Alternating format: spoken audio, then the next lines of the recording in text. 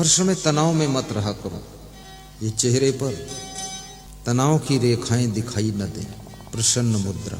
मैंने सुना है एक छोटा बालक अपने पिताजी का इंतजार कर रहा था कि अब आ रहे होंगे ऑफिस से, अब लौट रहे होंगे मेरे पापा। और उसके पापा राइट टाइम 5 बजे आ गए। पिता को देखते ही वो बालक दौड़ता है और अपने पिता के पैरों में लिपट जाता है। ये लिपटना भी बहुत बड़ी बात, पैरों में लिपट जाना। इसलिए बालक सबको प्रिय लगता है, क्योंकि बालक के पास में अहंकार नहीं होता। पैरों में भी लिपट जाएगा, मस्तक तुम्हारे चरणों में रख देगा। लेकिन वही बालक जब बड़ा होता है तो उसका अहंकार भी बड़ा हो जाता है, अज्ञान भी बड़ा हो जाता है।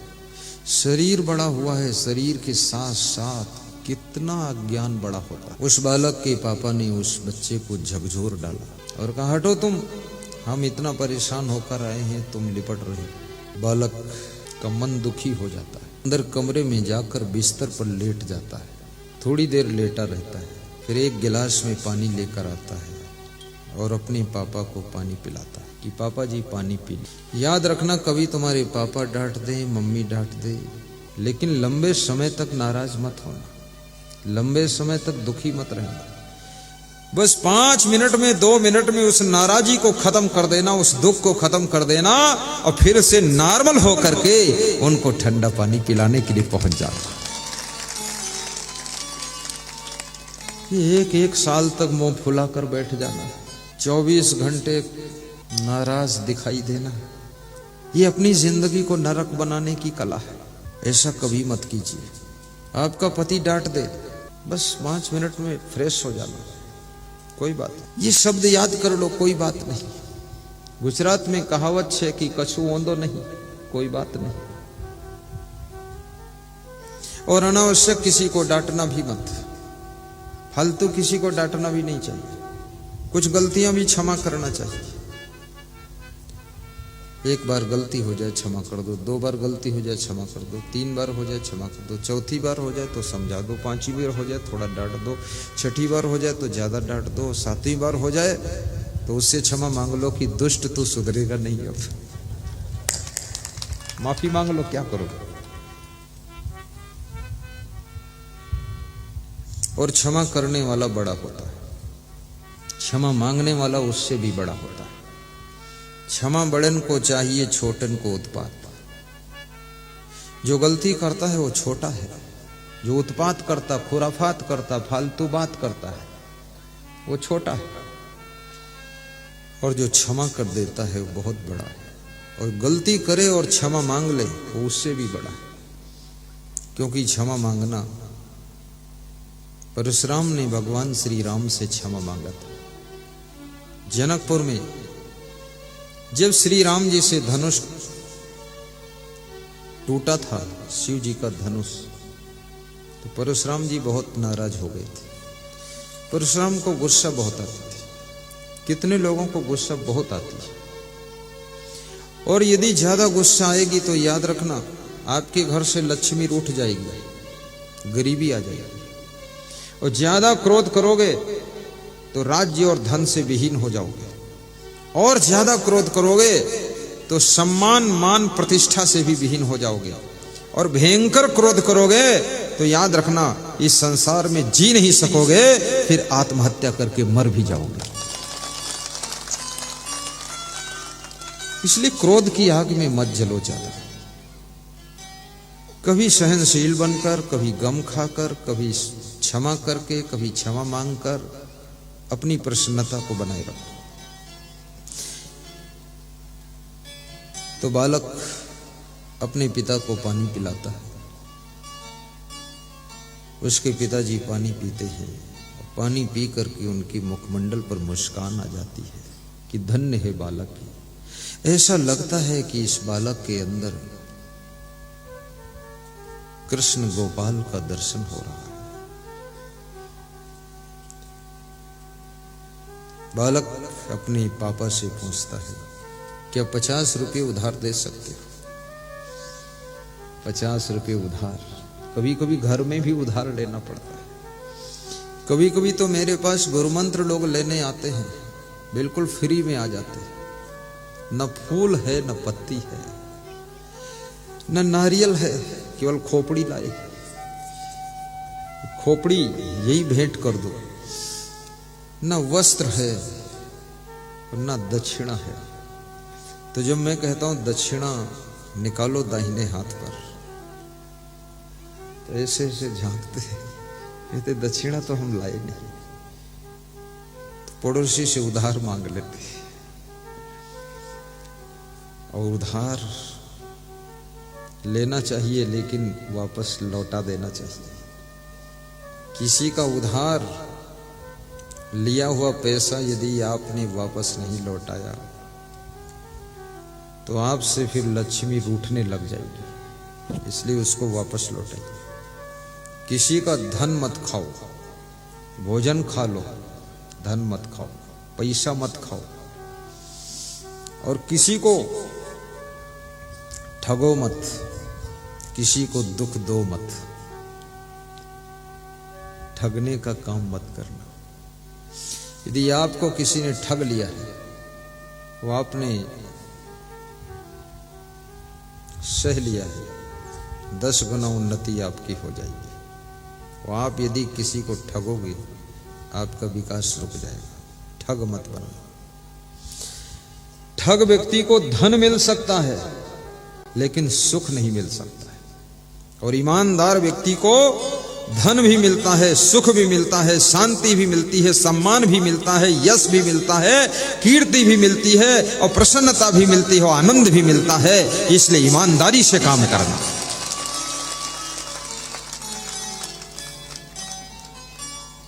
कबीर साहब कहते हैं अगर ठगना भी है किसी को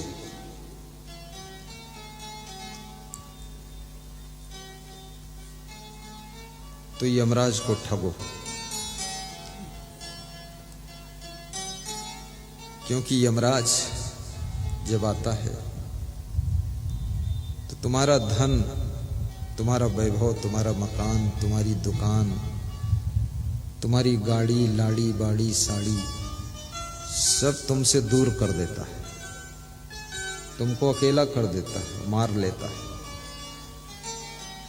तो ठगना ही है तो यमराज को ठगो कि मृत्यु हो लेकिन फिर भी तुम दुनिया में अमर रहो। ऐसी जिंदगी जियो तो समझ लो तुमने यमराज को भी ठग लिया है। आप ठगे सुख उपजे और ठगे दुख होए।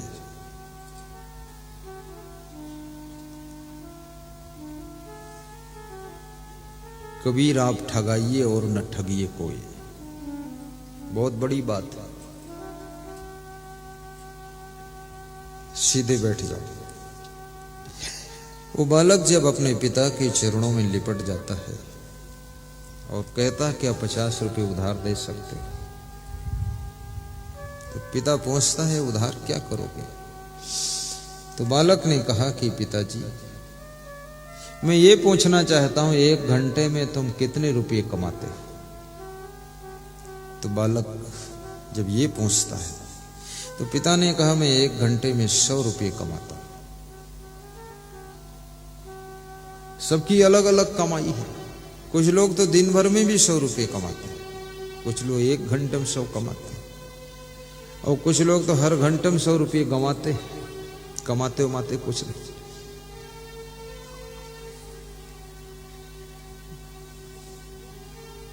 बालक कहता है तो पापा मुझे 50 रुपये दे दो।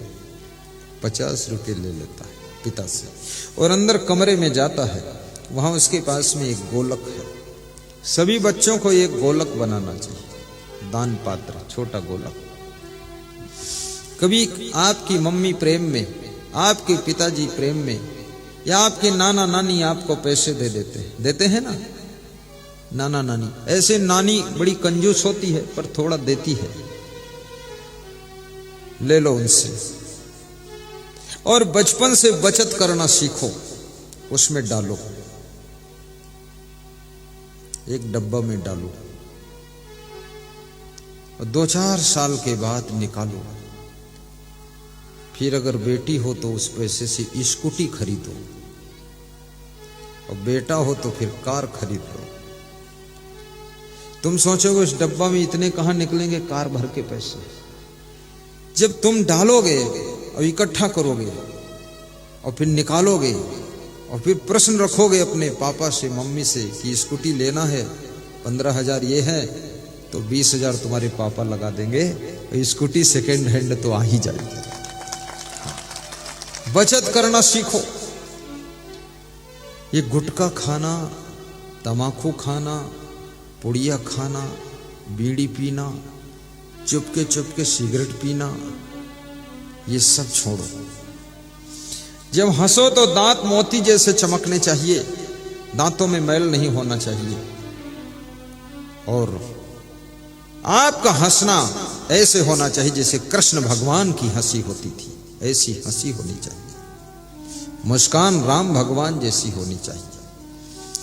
वो बालक अंदर जाता है, अपना गोलक, अपना वो छोटा डब्बा खोल करके पैसे निकाल कर लाता है। उसमें 50 रुपये निकलते हैं और 50 पिता से उधार लेता है और 100 बनाता है और 100 बनाकर अपने पिता के हाथ पे रख देता है कि ये लीजिए 100 रुपये।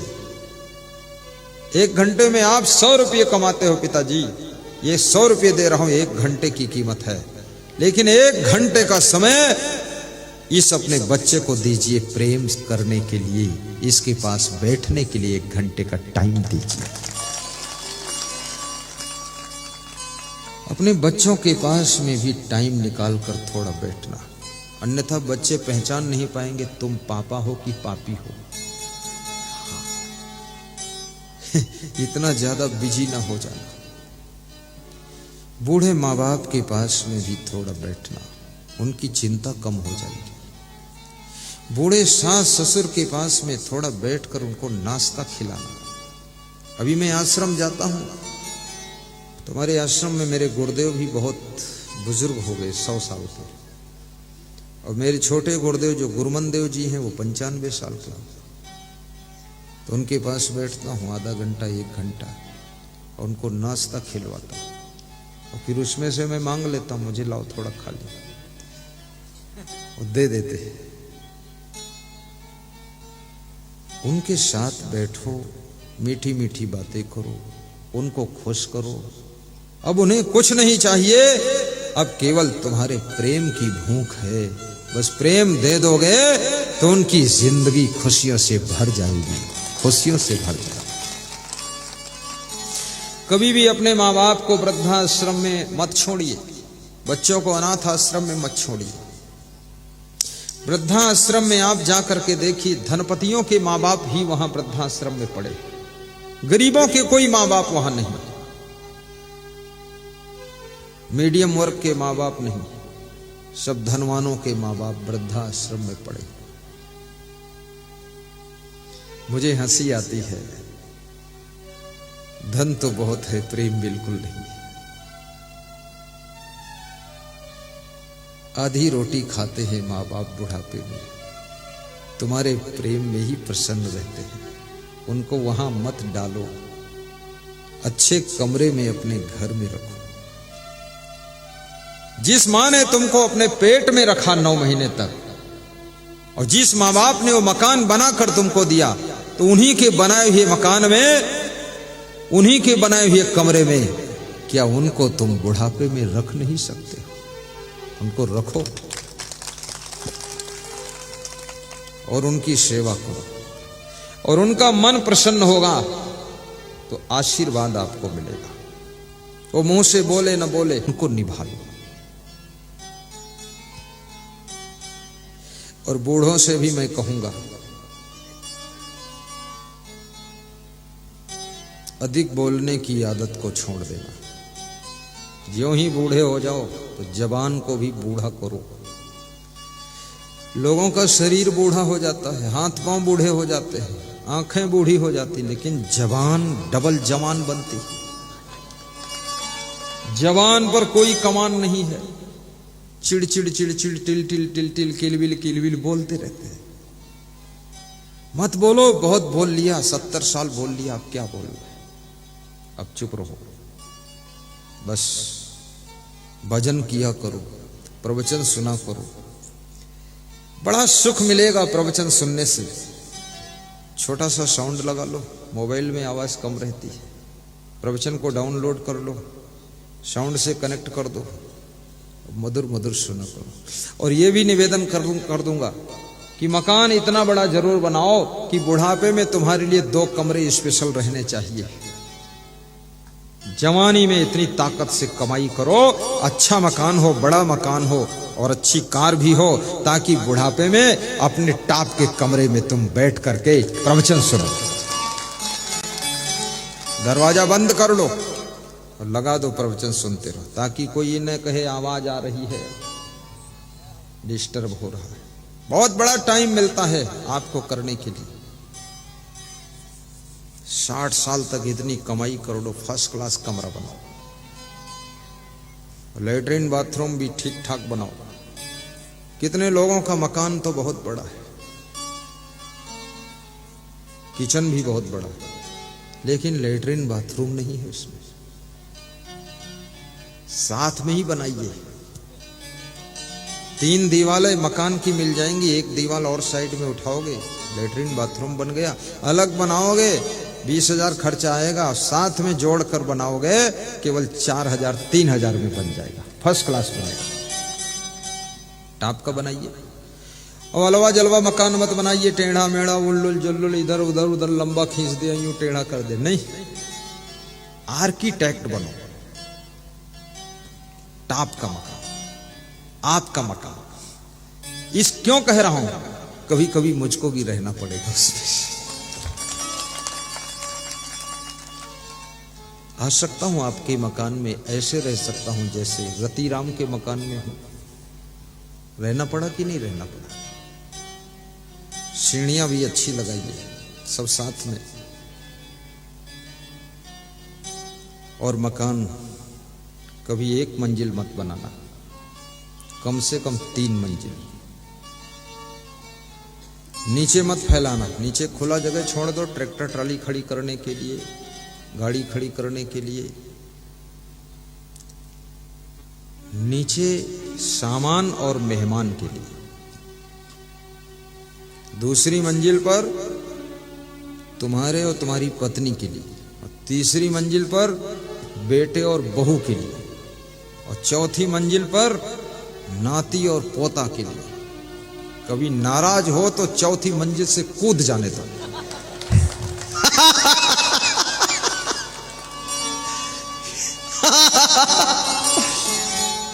ऊंचा बनाओ, ऊपर कोई रोक टोक नहीं, हवा बढ़िया मस्त आती है।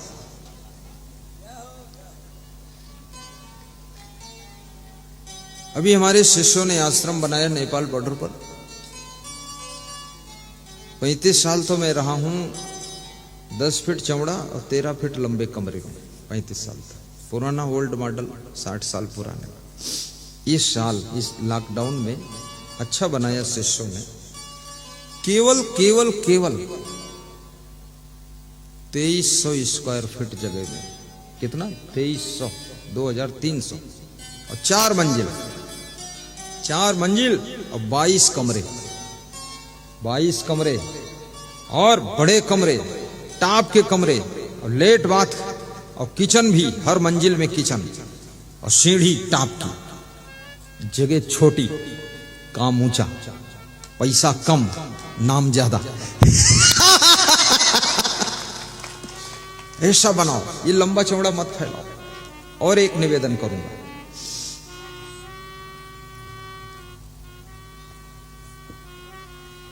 कबीर साहब के दोहे को भी याद करना। पोथी पढ़ी पढ़ी जग मुआ, पंडित हुआ न कोय। 2.5 अक्षर प्रेम का, पढ़े सो पंडित हो।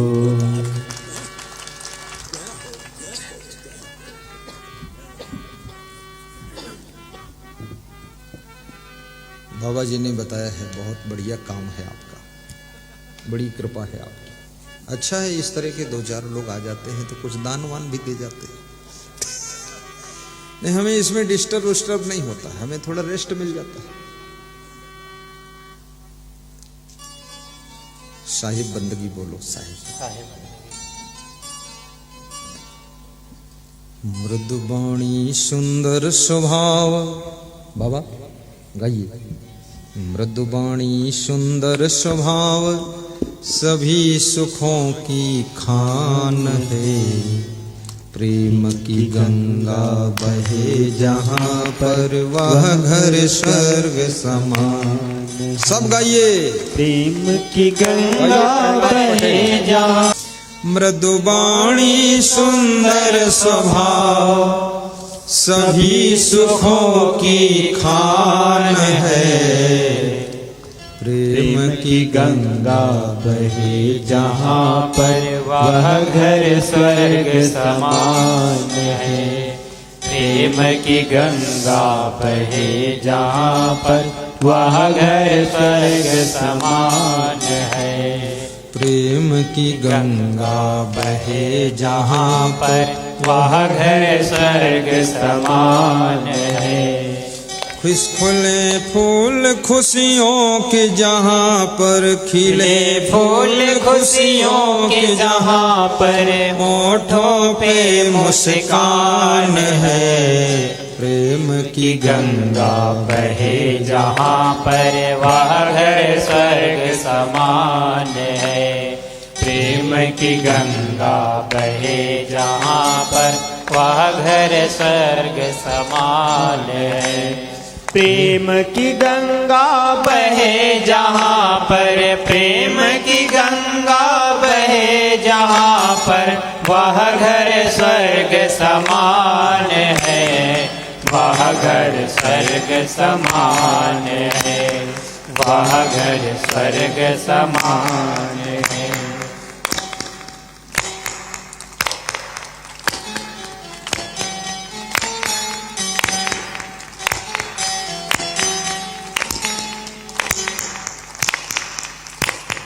लोग सोचते होंगे ये गुरुजी किस मॉडल के, खाली ताली बजाते हैं और मुस्कुराते हैं, कुछ बोलते नहीं। हम थोड़ा जब थक जाते हैं ना, ताली बजाते रहते हैं। आपको भी रेस्ट देता हूं, सुनते सुनते भी थकान आती है। इसमें कितने भक्तों की इच्छा है कि मेरे क्षेत्र में कम से कम 5 साल में एक बार जरूर आना। ऐसे कितने लोग हैं जिनकी इच्छा है मेरे क्षेत्र में 5 वर्ष में एक बार जरूर आ जाना? हाथ ऊंचा करके बताओ।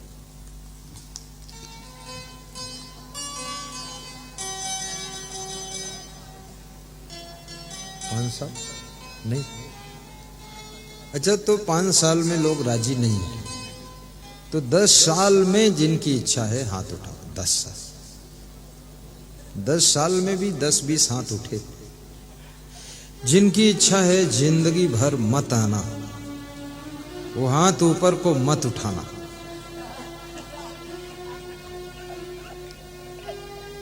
देखो, छोटी सी बात है, समझना कठिन है। जिनकी इच्छा है जिंदगी भर मत आना, वे सब लोग हाथ ऊपर को मत उठाना।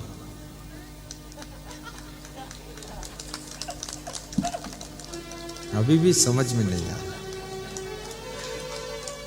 आया समझ? जिनकी इच्छा है जिंदगी में कभी मत आना, वे लोग हाथ मत उठाना। अभी भी समझ में नहीं आया। बहुत कठिन है समझना।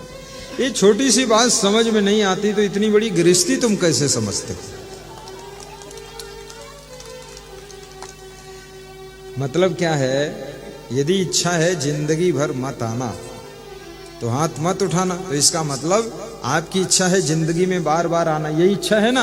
तो सबको हाथ उठा देना चाहिए। हाँ उठाओ, ये बात।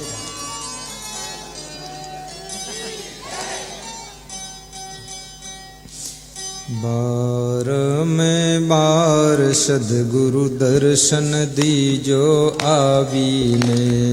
बार में बार सद्गुरु दर्शन दीजो आवीने। दर्शन दीजो आवीने प्रभु दर्शन दीजो आवीने दर्शन दीजो आवीने प्रभु दर्शन दीजो आवीने बार सतगुरु दर्शन दीजो आवीने बार सतगुरु दर्शन दीजो आवीने वंदन करिए सतगुरु तमने शीश नवावीने वंदन करिए सतगुरु तमने शीश नवावीने तमने शीश नमावीने प्रभु तमने शीश नमावीने तमने शीश नवामीने प्रभु तमने शीश नवामीने बार सतगुरु दर्शन दीजो आवीने अब तो प्रेम हो गया है, हम स्वयं आएंगे यहाँ। दीजो आवीने बार सतगुरु दर्शन दीजो आवीने बार सतगुरु दर्शन दीजो आवीने दर्शन दीजो आवीने प्रभु दर्शन दीजो आवीने दर्शन दीजो आवीने प्रभु दर्शन दीजो आवीने बार सतगुरु दर्शन दीजो आवीने बार सतगुरु दर्शन दीजो आवीने वंदन करिए सतगुरु तमने शीश नवावीने वंदन करिए सतगुरु तमने शीश नवावीने तमने शीश नमावीने प्रभु तमने शीश नवामीने तमने शीश नवामीने प्रभु तमने शीश नवामीने बार सतगुरु दर्शन दीजो आवीने बार सतगुरु दर्शन दीजो आवीने बार सतगुरु दर्शन दीजो आवीने। आपके क्षेत्र में साल में एक बार क्या 2 बार भी मुझे आने का मन बन गया है।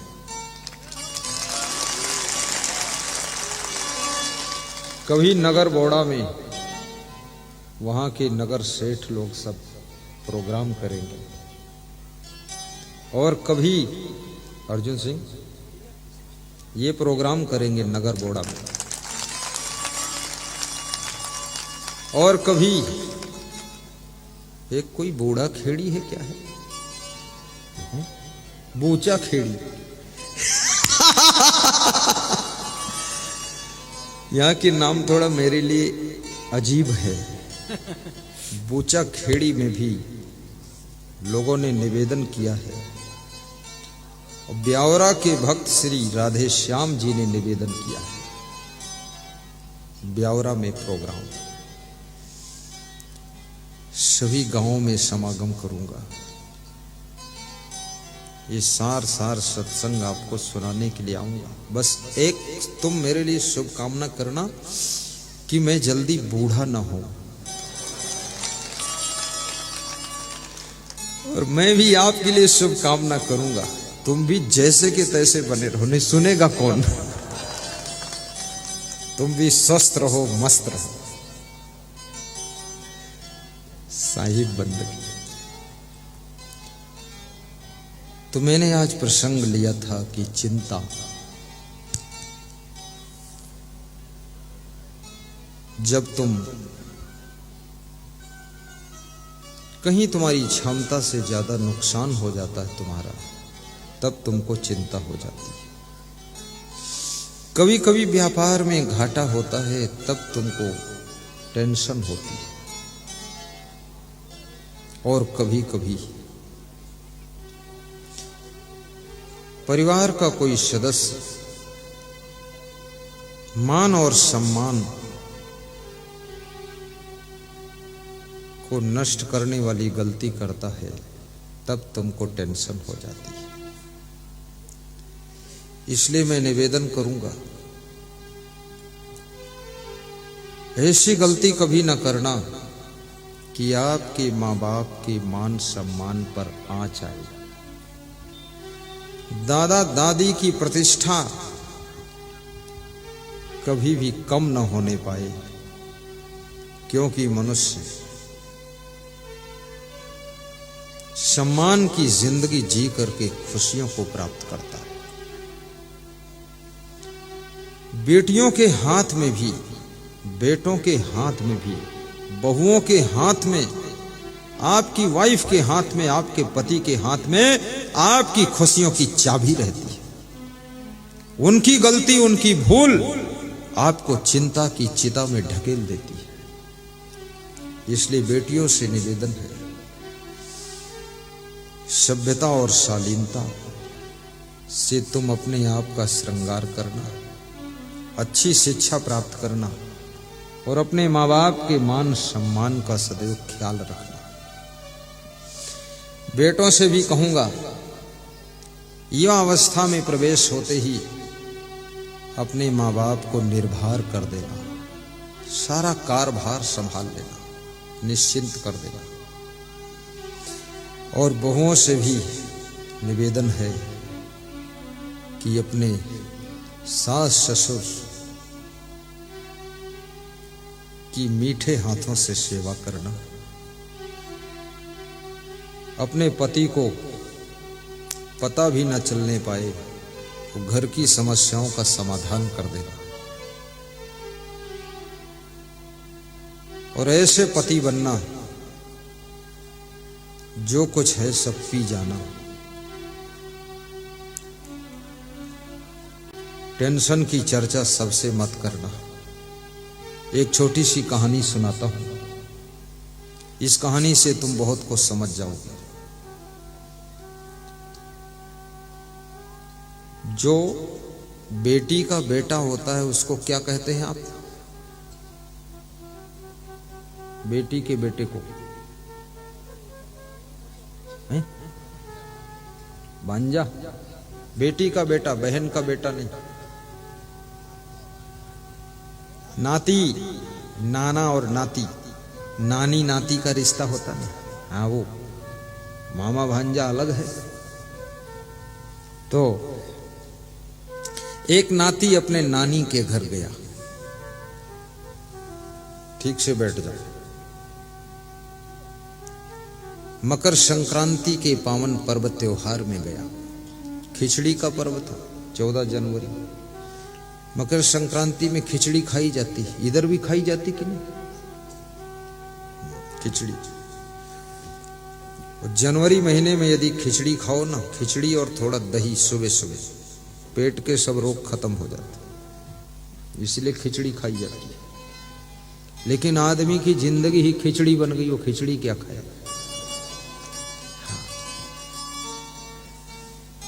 तो नाती नानी के यहां गया खिचड़ी खाने।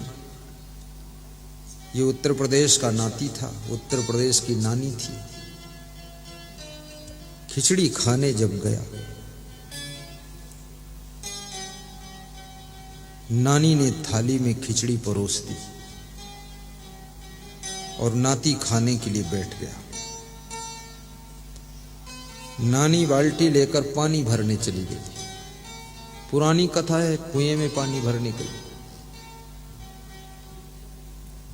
और 5-10 मिनट आई ही नहीं, वहीं कुएं पर खड़ी रही, बात करती रही। नानी यहां पानी में बिजी हो गई और नाती बैठा है कि नानी आएगी, खिचड़ी में घी डालेगी, तब मैं खिचड़ी खाऊंगा। और नानी इसीलिए देर कर रही है। कि मैं देर में लौटूंगी, तब तक नाती बिना घी की खिचड़ी खा लेगा तो मेरा घी खर्च नहीं होगा। करीब करीब नानी कंजूस बहुत होती है। कोई कोई नानी थोड़ा ठीक है, बाकी नाती से प्रेम तो बहुत करती है, मुंह चूम लेगी, गाल चूम लेगी, लेकिन देगी कुछ नहीं। नाती बैठा रहा, इंतजार करता रहा, देखता रहा, तो सोचा इतनी देर क्यों लगी नानी को। और नानी गई है पानी लेने, घी तो गया नहीं कहीं, घी तो घर ही में होगा। तो उसने नजर दौड़ाई, चालाक नानी का नाती भी तो चालाक ही होगा। तो उसने देखा एक रस्सी में एक छोटा सा घी का डब्बा, वो मिट्टी का पात्र, उसमें घी रखा। तो उसने तुरंत कुर्सी लगाई, कुर्सी पर खड़े होकर उसको उतारा और चूल्हे पर रख दिया। वो ठंडा था, जनवरी महीने में जाम था, रख दिया चूल्हे पर, थोड़ा गर्म होने लगा। त्यों ही दरवाजा खटखटाने की आवाज आई, नानी आ रही है। तो नाती डर गया, ये चोरी का काम है। तो उसने उस घी के पात्र को फिर उसी रस्सी वाले पर टांग दिया। नानी आ गई, बोली खिचड़ी खाया नहीं तूने नाती? अरे बोले नानी मैं खिचड़ी बिना घी की खिचड़ी नहीं खाता, और बिना घी की खिचड़ी और बिना घी की बाटी अच्छी भी नहीं लगती। इनका जोड़ा है, और घी बचाना क्या है, बाटी में डाल देना है और खिचड़ी में डाल देना है। घी खिलाना चाहिए और घी कभी कभी खाना भी चाहिए। बहुत ज्यादा नहीं खाना चाहिए, लेकिन थोड़ा तो खाना चाहिए। तो नानी कहती है बेटा तेरे से ज्यादा मेरा कोई प्रिय नहीं है, तू ही बहुत प्रिय है। मेरे घर में घी है नहीं, अन्यथा मैं तुझे जरूर खिलाती।